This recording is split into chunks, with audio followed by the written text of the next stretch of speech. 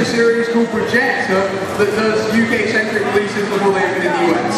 And I'm going to be passing it down to my fellow contributors introduce themselves, or in some cases, reintroduce themselves. Hello, I'm Stuart Ashton, and I probably shouldn't be here. I very rarely do things that come across. But here I am anyway. My series is called Terrible Old Games You've Probably Never Heard Of, because I'm very bad at thinking of names of things. Hi guys, we met like 30 minutes ago, so I'm not trying to do an introduction. I'm inside on the game list that kind of Super Bowl games like know. And I think the most popular one is Game Fat, or a new anti-game. What's up? Hello, well, I'm Blackjack. I do shape sequel, hanging second, and recently starting a series called Asylum Seeker, looking at asylum movies in a good way. Hello, I'm Guru Larry. I do Game Shakes Not Weight and Film Games Not Weight, and with Larry's Top 10, sitting over there. Hi there. Hello, Wes. Hello, Wes. Hello.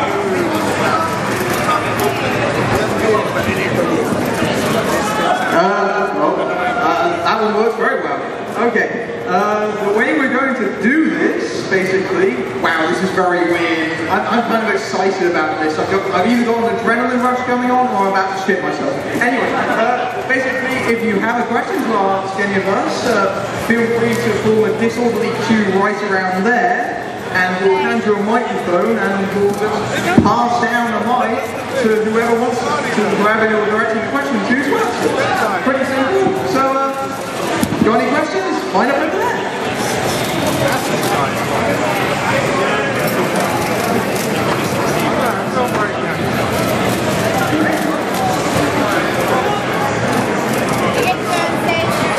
Just know, what made you become popular? How did you do this?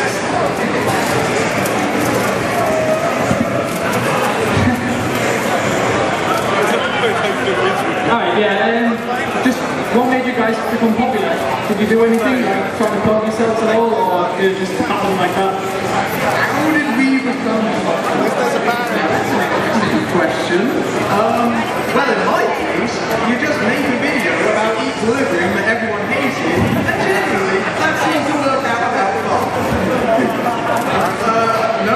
I have no idea how to do it. It's kind of a bit of a fluke. I guess it's because, well, I've stayed on this like long enough. I guess people might start feeling affection for me at some point. Basically, I was genuinely, I'd like to think it's because I'm genuinely good at what I do, and I was quite good at what I do. Yeah, that's quite good.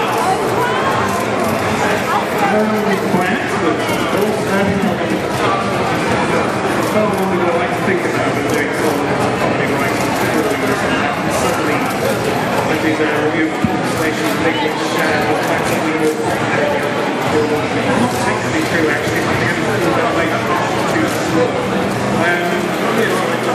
Into the topic again, so much more I just get to know enough, and we'll have the uses of security. At least you didn't ask why you were popular, because that would be like all the wrong reasons, but how, at least for my relative popularity, because like everyone is not I guess it's mostly because at first I got naked, and then I featured naked women on my movie. I'm not sure it's worth. I know for a fact that one of my most popular things is the porn actress interview of Katsuni, who's like #1 actress in Europe, and she did an interview with me about hentai, and this one became very popular, and then people were like, oh my god, you're hanging out with porn stars, sorry porn stars, so you must be a popular guy, so you go,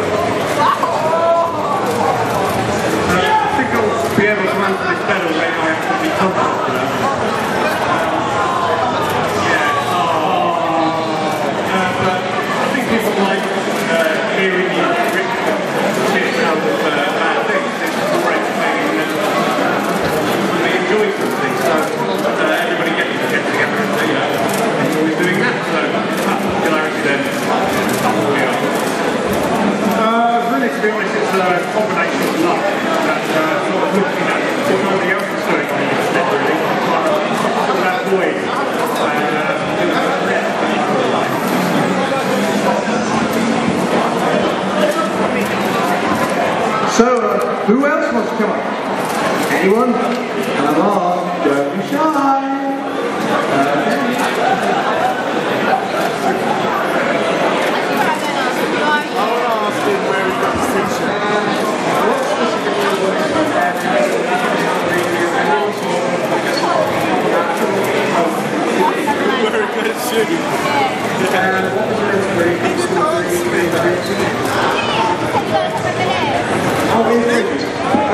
When it comes to inspirations, I have quite a few. My most common is probably Charlie Brooker. I'm a big fan of Charlie Brooker's work. Who else is a fan of Charlie Brooker's work?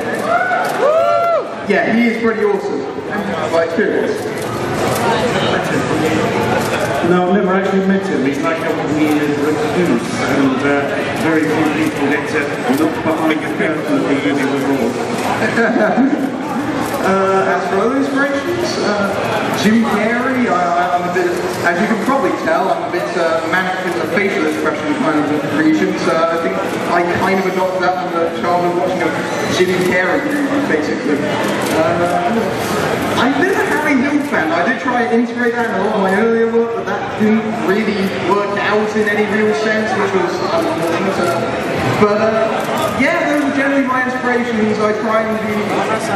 But I cite Brooker being the main inspiration because he's critical, but he's also funny. And critical, funny, and entertaining. And those are basically the three things I want to do. So those are my inspirations. Oh dear, an awful lot of things over many years. Do you know, I couldn't even say now. I've watched so much comedy in the last sort of 25 years that probably everything. Comedy is theft. I'm probably stealing little bits from everybody and just hoping they don't notice.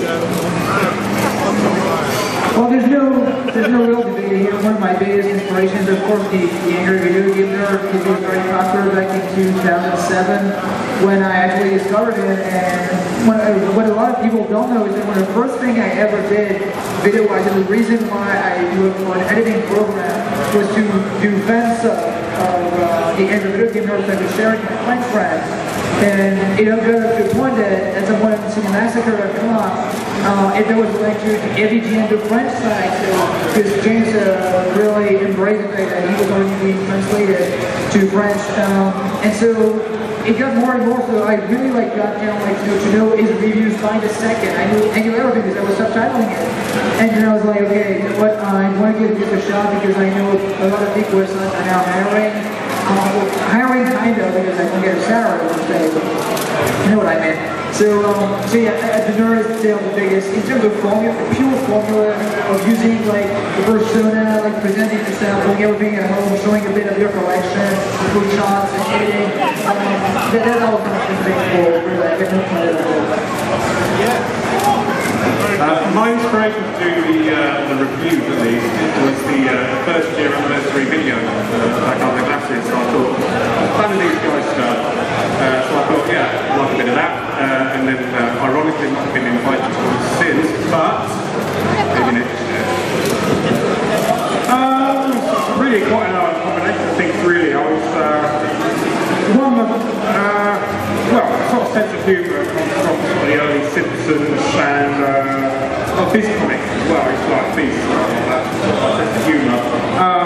As for influence, I just started wanting to do something that I'd like to watch, really. So I sort of went with there and I just got lucky. So that's how I done it. Yeah. So just make something that you want to watch, really.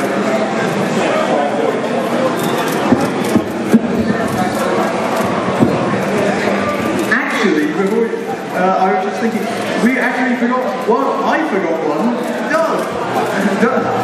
Doug himself in the Shaft Critic. I would actually cite him as a very big inspiration because really, without him, I wouldn't be here, and I don't think any of us would really be here right now. So, yeah. That's kind of the obvious answer. In fact, it's so obvious I completely forgot about it on the first try. Thank you, guys. Can you hear us okay? Can you hear us okay? Excellent.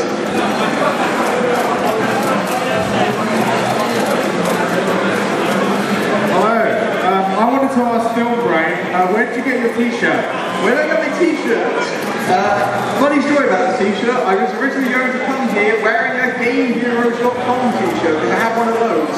And then I left it at home. Shit. Anyway, so I was thinking, what can I wear to a convention that says that I'm that guy with guns? Oh, I can buy the top that I bought in Chicago Airport. Because I was shooting Suburban Nights.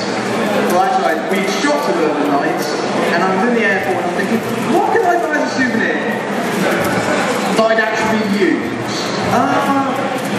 I could just go traditional and buy a t-shirt. So basically, this is a t-shirt that I bought while I was in Chicago Airport, basically for flight. So that's basically where my t-shirt comes from. That was a much more interesting answer than I was expecting. I'm a very interesting person. I appreciate it. And one of your early videos, you were sort of having a go at like saying bad films, and you had a poster in the background of Semi-Pro. And I think I pointed out you can't really be slagging on films when you were saying you're a fan of Semi-Pro. And you said, yeah, okay, I must take that down. So I'm the reason he doesn't have Semi-Pro. It's okay, I forgive you. Okay, story behind that. The story behind that is that the poster's on my wall. Who reads Total Film Magazine? Or You forget you put something on your wall. Yeah, I just basically, every so often they bring out an issue with posters on them. And those are basically the ones I hang on my wall. So the ones on my wall recently are the ones that came with the Summer Blockbuster issue, where they're like double-sided. And I think the ones that they are right now are Sherlock Holmes 2 and the girl with the dragon tattoo. So next year, if you're going to flip that over, it's going to be the Amazing Spider-Man and the Dark Knight Rises. Timely! And I have to admit, Will Ferrell is a bit of a guilty pleasure of mine. I wouldn't say, yes, I really love Will Ferrell, but you know what? Shucks, I do like Will Ferrell movies. Some of them, Bewitched is shit. Okay, I just thought of a question for like everyone. Okay. What is like something you've done on That Guy with the Glasses, or a joke you've done on That Guy with the Glasses, that you thought was going to be really great, but then once it was on there, you just wish you could just wipe out from all of existence? Oh boy. Thanks for taking the words out of my mouth, Ben. I suppose to some degree I do regret that review, because it's good, it's a pretty good film. It's not bad. I wouldn't call it a good film. Great, but it's not bad. It's not that I regret tackling the film itself. I more regret the fact that I tackled it when I was so green, because those first Bad Movie Down videos, those were literally the first things, first videos I was making. That was the first thing. I must admit to wanting, by the end of that review, really wanted to like punch you in the face. I grew to love it over time. I grew to kind of appreciate you, and you know. Don't worry, I'll kill you later. But I don't really regret anything I've got on the website. I guess I'm really cautious about what I've got on the website. I'm always very protective of what I've got on the website. Generally, if I don't think that a joke works, or I'm worried it will offend people, I'll cut it. The example is in the 2012 review, the Part 2 review, there was a joke about, one of the funniest scenes in that movie is about a tsunami that hits Japan. You kind of guess where this is going? Yeah. One of the funniest scenes is George Segal brings up his family in Japan, and then the giant tidal wave hits, and we're meant to be like, oh no, it's so sad, and then we actually like, ha ha ha, his family is dead. And that was actually how the joke was. It was me going, ha ha ha, his family's dead, and then the tsunami really did hit Japan, and then suddenly it wasn't quite so funny. So basically, I had to feel a bit like, I'm so sorry, I feel guilty about shooting this gag. I know I could have possibly timed it any worse, but yeah, I don't really regret it. I have no regrets. I have the young road. We have the same shoes, by the way. I was going to point that out. We have the same shoes, by the way. Yes, we do have the same shoes. I'm glad this has been mentioned again, because that is of incredible importance to all people attending today. Do I regret anything? Je ne regrette rien, like the same before Benjamin gets in. I don't know really. I'm quite careful about what I put up. I think like one thing I would really regret putting up on that Get Aggressive is at some point I wanted to do like a continuation of my commentaries in my Games of My Don't Know series. And for some reason, like I jumped like 5 episodes, and only later I remarked that there was like commentary for 5 episodes in between the first batch I commented on. And someone said like, "Where's the part 2? Like this is obviously part 3." I was like, "Oh, well that's kind of dumb." There you go. That's not really all there is to it. Yeah, I don't regret any gag per se, but one that I thought or hoped would hit the mark that didn't was at the end of the Matrix Revolutions review I did with Matt, where I went to a dream after I was almost kissing, and I went into the shower to get clean. That was misinterpreted as me as being homophobic, and purely because of the fact that I don't enjoy the thought of kissing children. I'm sure a lot of people do enjoy that thought, but not me. I think it would be this year's April Fool's video I put up. Probably most of you didn't see it, but it'll only last about half a day before it was removed. Basically, I made a spoof video of the RA gamer joining that guy with the glasses. Everyone went mental over it. People hated it, and I ended up putting it on the site and so much hate for it. So I'm proud I'm the only video to remove that guy with the glasses, really. So.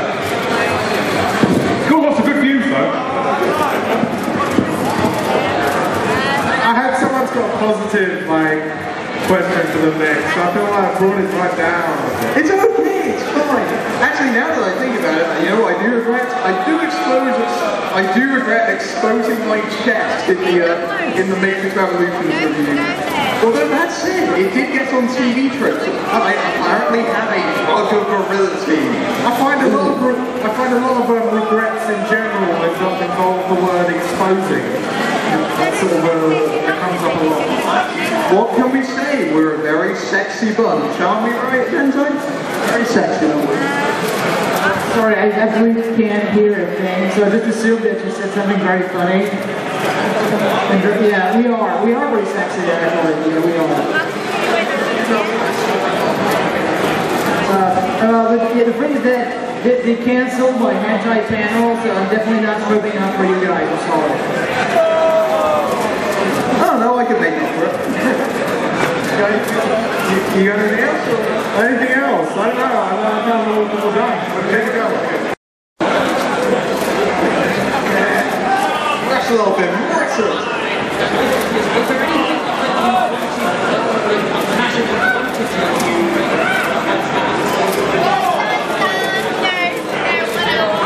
Something I never wanted to review ever, or something I haven't had the chance to review.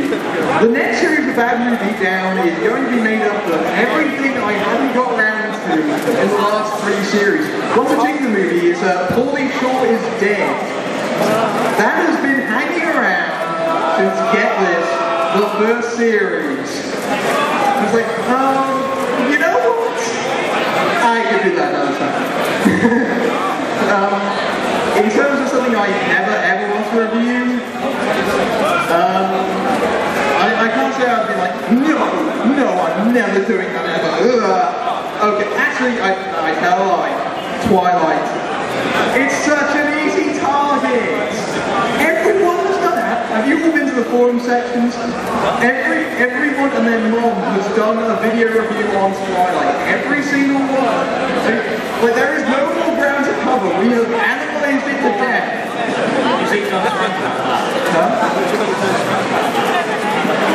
Oh, the Breaking Dawn? Hell yeah! I watched every single rant about it. I'm doing Spoonie's one where Spoonie's a happy drunk. You gotta admit it. He is a very happy drunk. No!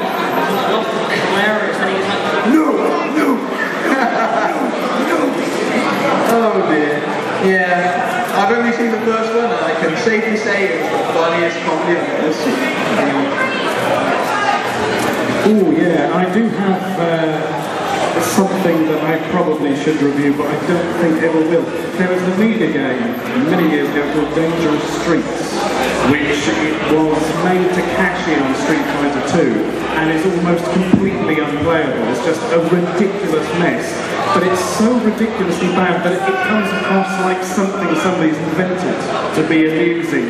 There's things like a hair gel attack, and one of the characters, who seems to be a rip-off of Mario, his chest opens, and a little version of it comes out, goes like this on an opponent, and then flies back in with about 3 frames of animation. The biggest problem with it was Commodore, who put money behind at the time, had a version made for their Amiga CD32, their hideously unsuccessful console, and actually had it as a headlining pack when they sold it. It was called the Dangerous Streets Pack, and it's genuinely one of the worst games ever made. Amiga Power gave it 3%, and they weren't doing it to make a point. It was actually what it was worth, you know. And every time I come to do that, I get this image of people just not believing it. I don't really want to get into it because it would take so bloody long. And for that reason, I've never kind of even touched beat 'em ups on the Amiga, which were generally quite bad, but that is in another dimension, and there it can stay. Well, during our last trip in Chicago, actually Matthew offered me a DVD that's called 48 Days.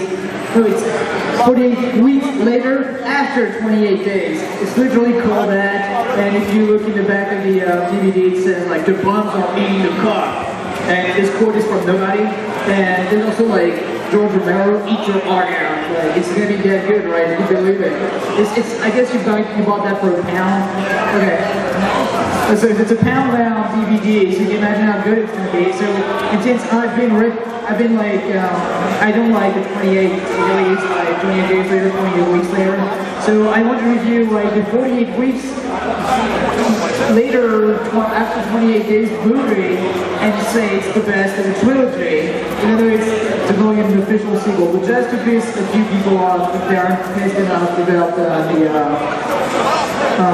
my review of 28 days. Actually, the 28 weeks, it was like a review of my pillow bear.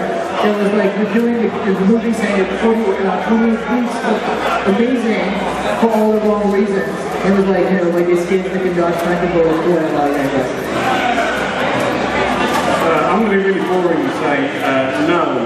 I pretty much, when I think of something or review it, I don't plan ahead. I don't have plans like a year ahead. But I'll just see a bad movie, a pretty crap, I'll do it next. So that's my pile, that big. Games-wise, one of them I've been wanting to do from the beginning was Altered Beast on the PS2, which was really bad. It was like just pretty much killed the series. And the other one is one that Stuart and I have been wanting to do for about 4 years. Do you want to say what it is? Cascade Cassette 50. Basically, it's the British equivalent of Action 52, except much, much worse. It is terrible. The only reason it sold so well was because I gave them a free digital watch with it. And even then nobody bought it. They refused to give it to any magazine to review because it was so bad. And half the games on the disc didn't work either, on the tape. It is a really bad game. The thing is, it's so bad we can't bring ourselves around to making it because it's awful. And there's 52 of the bloody things. 50, sorry. No, actually there's 51 because they put the same game on twice and never told anyone. So there you go. Wasn't that boring? Thank you.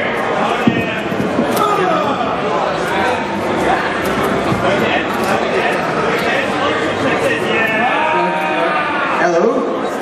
First of all, I'm writing the name, I think, 1950 films, they in titles. I can do a crossover with film writing.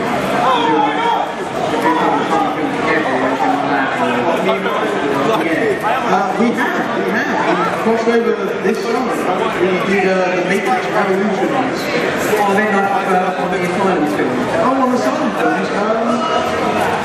I just think we could do that. I haven't thought about that. I do have a couple of Silent films. I mean, you've already done Snake on the Brain, but what else have I got? I got another one. I got a couple more actually. Shit, I can't remember what was. I brought a couple of them together. I can't remember. Oh, it's going to annoy me now. One of them, which looks in profoundly bad taste, is the 9/11 Commission report. Yes, the asylum tackled 9/11. A slick thriller in the vein of Syriana, says the front cover quotation that isn't attributed to anyone. Yes. I recently picked up Battle of Los Angeles with Kel Mitchell. We finally discovered the question. We finally discovered the answer to the question. What happened to Kel, Keenan and Kel? And as it turns out, not very much. I hate Battle Los Angeles. I think this is one of the worst films of the year, if not the worst film I've paid to see in cinemas all year. I am not going to dispute this. I saw Priest and I thought that was slightly better. Slightly better. So I think I'm going to love this Asylum movie. But as for crossing over, I will leave that to Mike. I'll hand over to Mike. Yeah, I suppose it'd be quite fun in a way because, I mean, Matt does them obviously bad movie beat down, he looks at them badly, but I try and look at the positive side of the movies. I suppose there could be a lot of conflict which could add a lot to that. One I'm looking forward to from the Asylum next year is called Two-Headed Shark Attack, starring Carmen Electra. So maybe we could always go down that avenue when the time comes. Just a quick one, the last one. When's the CD come out? You're going to do a CD, you've got to American, so you can bring out the album? Yeah, the album's still in the works. It's been had a couple of problems with some tracks, but it's still in the works. I'm not sure how much I can say, but Carnivals are doing an album. The track will be on there as well, so that'll be out in the next few months, as you can imagine. But it's in the works. It'll be out probably January, February, as soon as I get my kinks cleaned up, really. Thank you, mate. Cheers,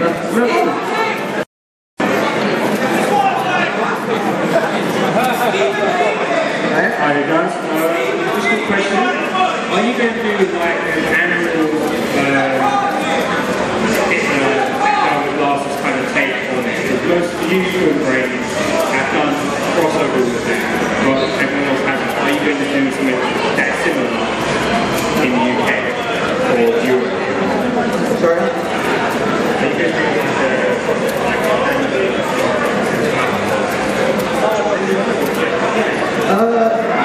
Crossing over an annual? We haven't talked about it, because as you know, we got together earlier this year for another convention, and we did film a lot of crossovers there. That's where the Matrix Revolution review came out, that's where the Text for Change review came out, and we've been thinking about it. I mean, we have been talking about it. We have been thinking about getting together at some point next year and maybe doing something like that again, because honestly, I do miss my associates in the States, and to be honest, us UK people, we don't meet up enough, but if nothing else, I really do enjoy today because it's very rare that we all get to meet up in the same place like this. Skype's good, but it's not the same, you know? yeah, I mean, you can't do another film or anything from that from Skype. Yeah. Like a Skype source convention. You'd be like, oh gosh, we see film printing one thing, and then also do another thing, then another thing, and also the whole thing is a unique version. And it'd be like, oh, random speaking, we'll get confused between them. We should comment on it.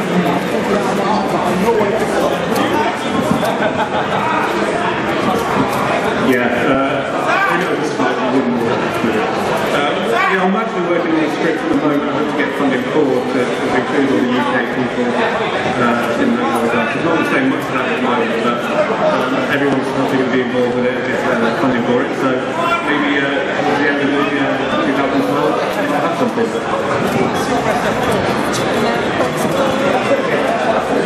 That was one of my questions. Okay, let's pass it on.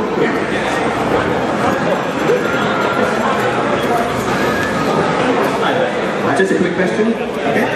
If you haven't decided to do reviews, if none of you had wanted to do reviews, what would you see yourself doing on YouTube or live events?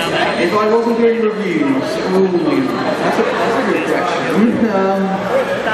I probably wouldn't be doing much of anything. To be honest, I would actually credit the site, at the risk of sounding sick, like a sick manic sucker. I think the site has genuinely improved me as a person. I've kind of grown a lot more confident because really before the site came along, I was just kind of this very nerdy, very kind of shy guy. And admittedly, I'm still self-conscious, and I can't believe I'm actually speaking to you now without trembling in fear right now. But if I wasn't doing reviewing, I honestly don't know where I'd be right now. But right now, I'm very happy that we take it through that way.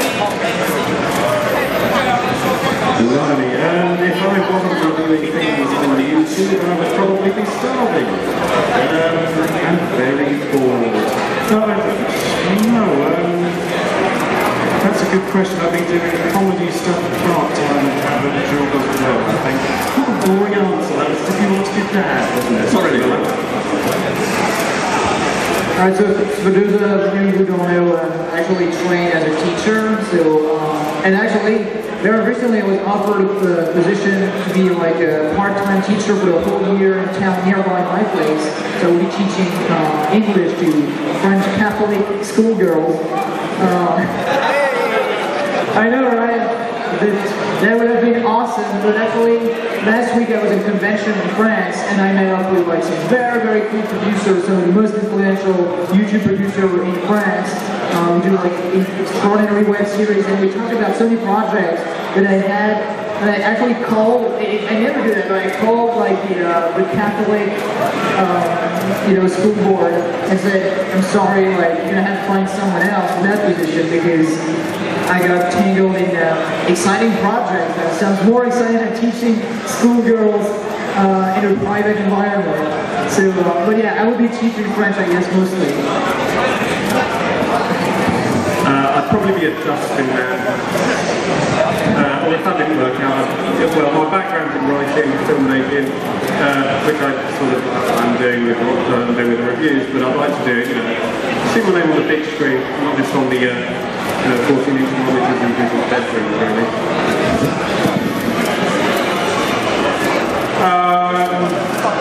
I don't know. Probably have a life. I don't know. Before I started reviewing, I used to do a lot of drawing and animation. That was working in the industry. I like to do game covers, lots for Bundy for Bundy and a few magazine covers. But apart from that, I don't know. That's not my life, unfortunately. I've got one more question for Stuart and Larry. Yeah. How long have you known each other and how did you first meet? About 2007, isn't it? So, basically I wrote to him asking if he would sub for sub, and he told me to fuck off. So that's about it, and somehow he sort of found out I did a TV show on Sky, and he started being nice to me. So yeah, so it's got big friends from here really. I got asked to be a special guest on the TV episode that never aired, and we sort of carried on from there. And I've been leeching off him ever since. Larry's events are of course tedious lives. In reality we were a Mexican wrestling tag team known as El Fuertes. We killed 47 men in the ring in 3 minutes.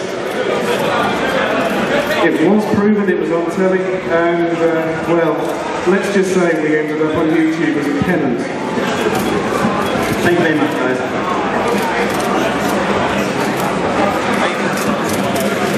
Hello?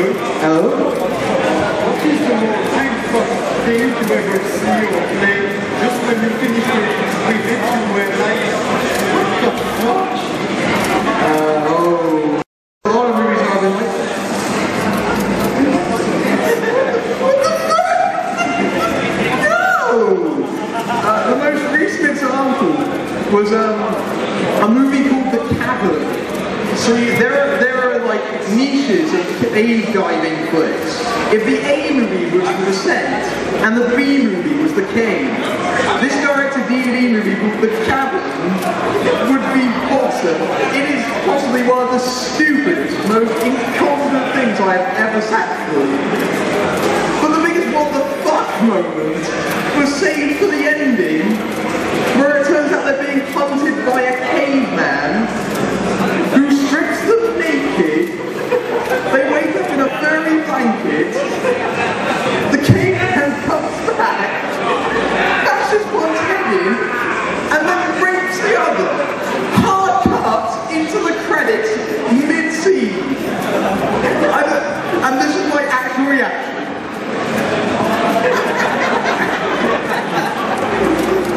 What? I was so distraught and so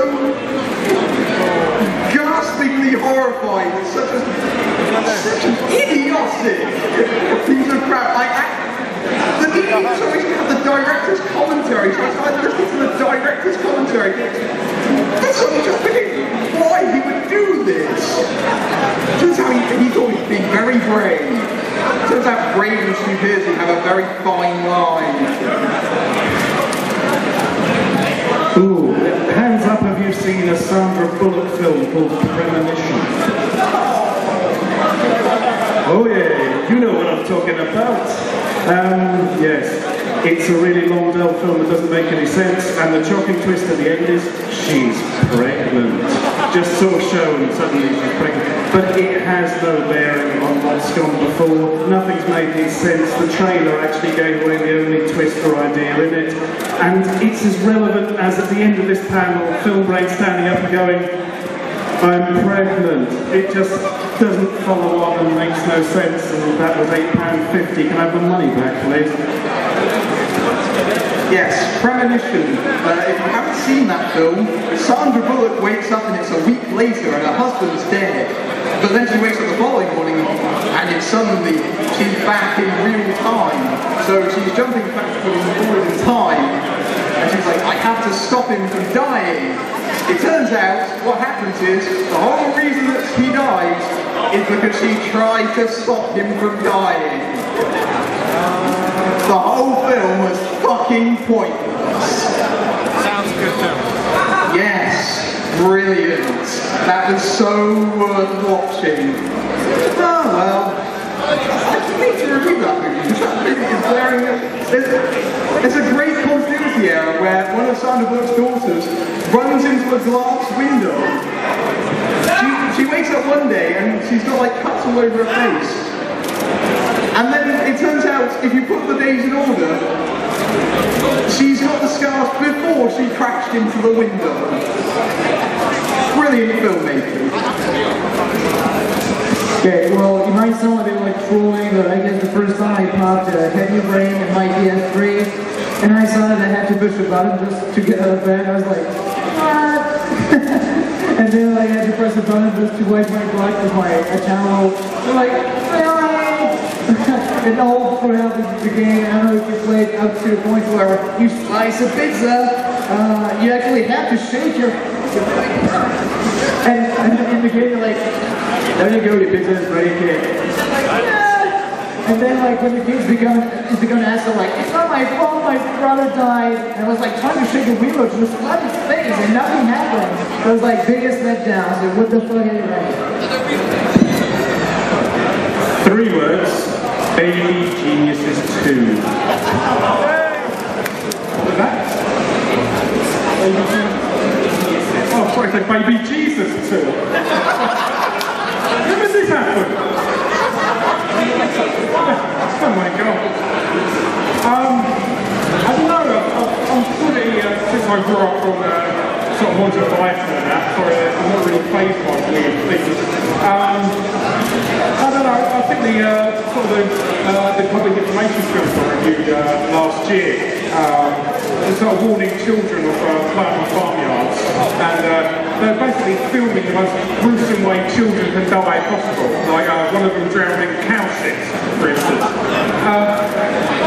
And you look at the film, and it's not about how dangerous laying farmyards, it's how stupid parents are. They're letting their kids get killed in the thing, and they're just doing nothing about it.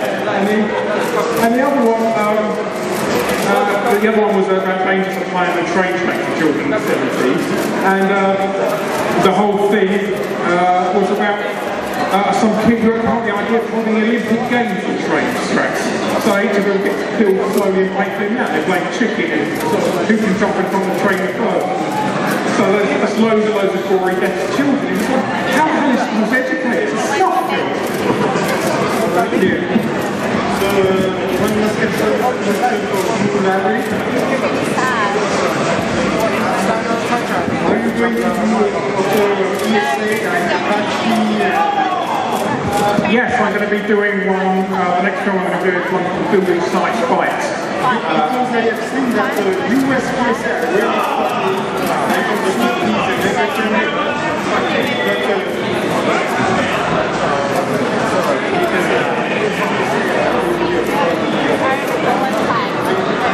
But UK ESA are really not. Yes. Yeah, I don't know, they're really, really gloomy. Yes, like the one with the two boys Oh yeah.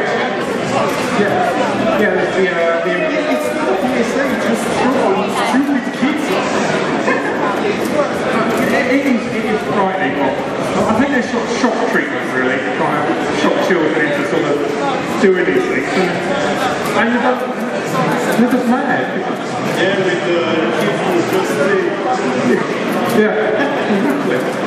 So it's Oh, thank you. Who's next, Sarah?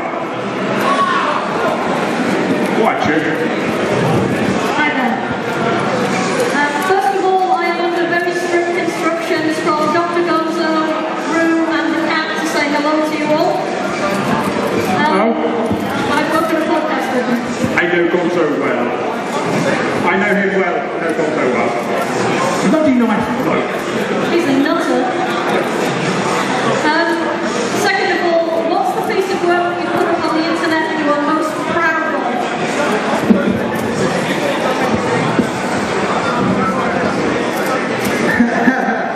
Very funny, Vincent, very funny. What am I most proud of? There's a few that I'm proud of. I really like how I'm a really quite harsh critic of my own work, but there are ones that I'm quite proud of. I'm quite proud of the £7 one, everyone knows that, the Will Smith suicide drama. That one was hard to do for certain personal reasons, and I admire myself for doing that because I think I was very brave doing that review. I was really scared doing that review because I knew a lot of people liked that movie, though they found that movie very effective. I thought it was manipulative and it has a really nasty subtext, and I just found it really uncomfortable. But I was worried I was going to get linked to it because this was like the second year of the website. I was still terrified of what happened over in delivery. Basically worried it was going to be like that, but worse. So when that turned out to get such a positive feedback, the vindication was really good. I'm really proud of my crossovers. I do love my crossovers. I think the crossovers are very successful. I do love collaboration with everybody. And some of the episodes are just really, really funny and came out even better than I expected. Probably one of my favourite ones is the Steven Seagal movie Shadow Man. That one just ticked all the boxes. What can I say? What we're most proud of on the internet, yeah.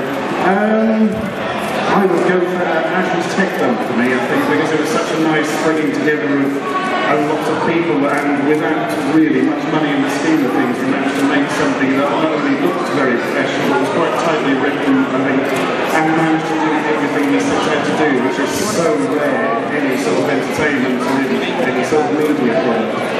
And weirdly, the nicest bit of feedback I ever got was probably one of my least favourite videos, which is also the most viewed, where I took a bit of footage from Britain's Got Talent, that opera singer bloke who was very good, I can't remember his name. Paul Potts, thank you, yeah. And changed it so that he does a really long burp. And the judges think it's fantastic, and you know, it's a reversal of expectations. And it was just a sort of cheap editing gag. But somebody put in the comments, which is going to be the nicest thing you can get as a comedy writer, somebody put, "My dad never laughs at anything, but I showed him this and he almost wet himself." I've made somebody's miserable dad laugh. I mean, there is no harder task.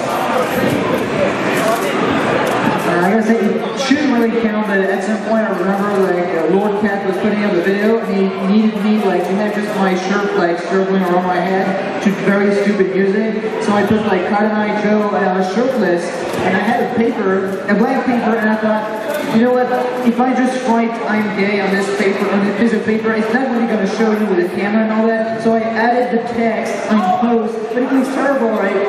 And but still, so you have this very bizarre footage of me like just, you know, I had my shirt like with Bundy like that, and I had like the panel that says "I'm gay." It's so obviously shot, you know. But yeah, I feel like the 2 seconds or maybe like I think it's 15 seconds clip on YouTube. I feel like 60,000 views just. It's just called like "I'm gay" and proud of it, and all the comments are stuff that totally unrelated to that guy. The rest are just like, "Oh, thanks. Like, it's good that you accept yourself as gay and you embrace your homosexuality because you know."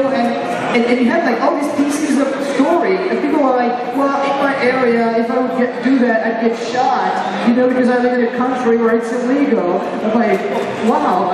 And other people are like, "Well, you know what? If I would do that in the street, I'd get shot because I live in the south of the United States, for example." And you know, other people are like, "Yeah, you know, like it's great that, you know, like I wish I was as ballsy as you to embrace my homosexuality." So then other people are like, "Are you actually gay or just playing with us?" And oh, like it did so good for some people. Like it actually did some stupid video can actually like be meaningful to some people. And I'm proud of it. There you go.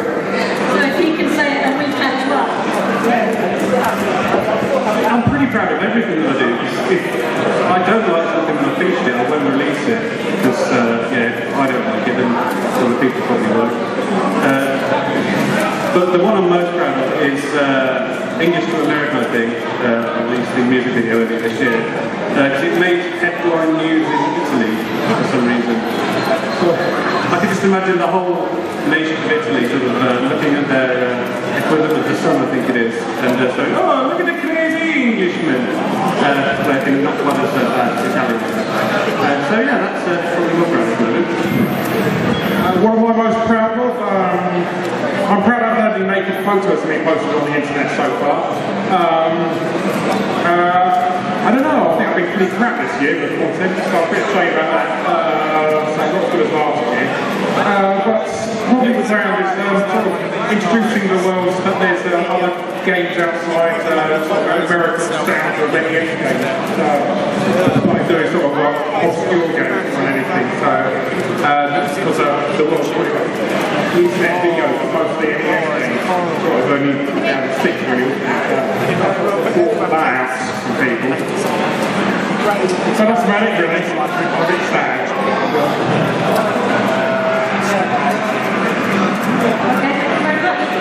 You're welcome.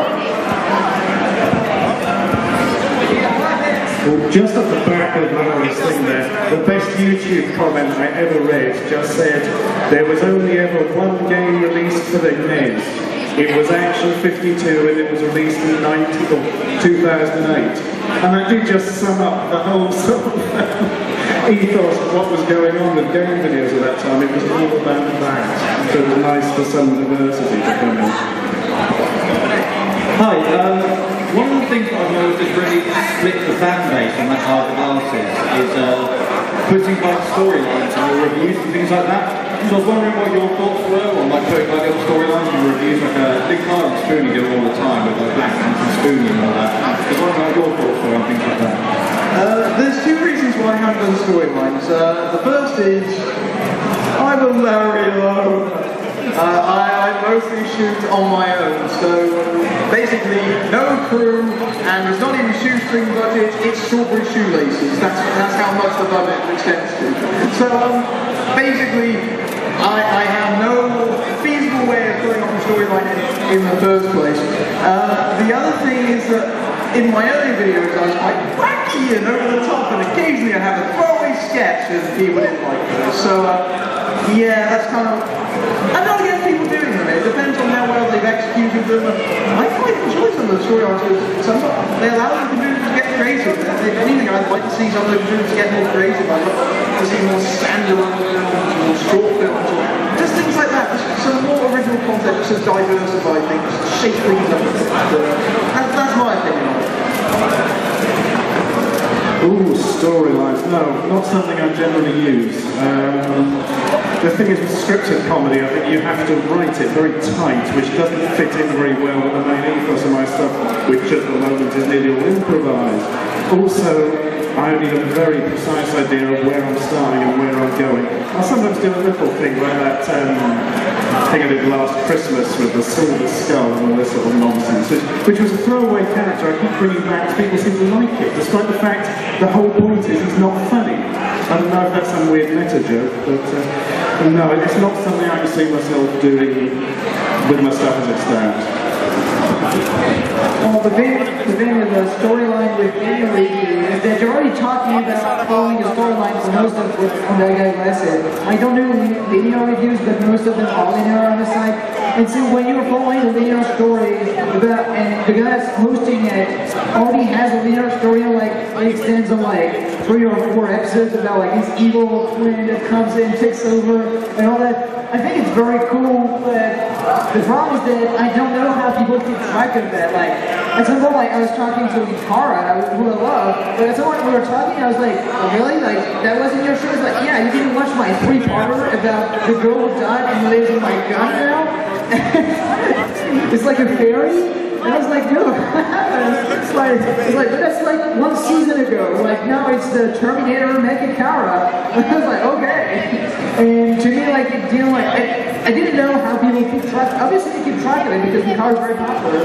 But I don't know, if like, I myself cannot keep track of like the other storyline, I'm definitely not gonna write some. Like, if there is a fiction to my reviews, it's gonna be like within the same reviews because I like them to be standalone. Like, there was one where, you know, it was Masturbate that gave up on porn altogether because the game was so outrageously stupid. And at the end, it was just all a lie, so my girlfriend would be like, oh, you gave up on porn, let's see about that. And then I went to the camera like, and that's how I got my bitch to blow me.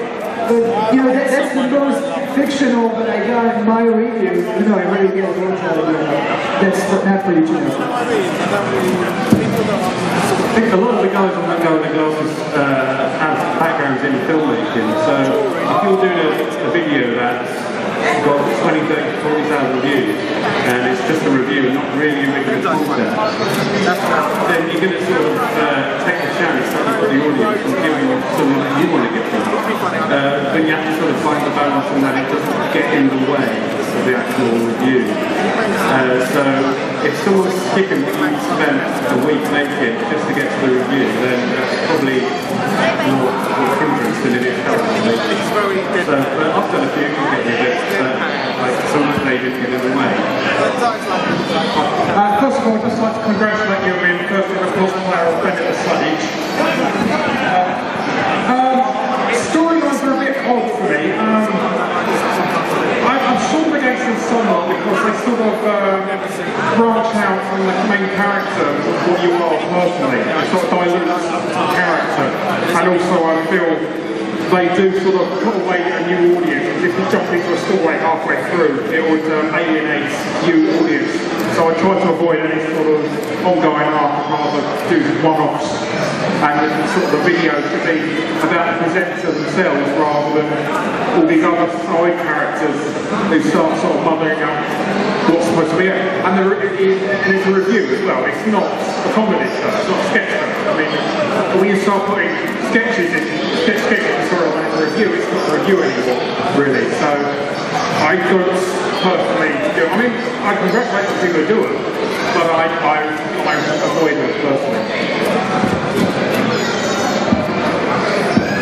I had one question for Larry, actually. I might be getting you confused with someone else, but a few years ago, did you do an interview with Christian Western China?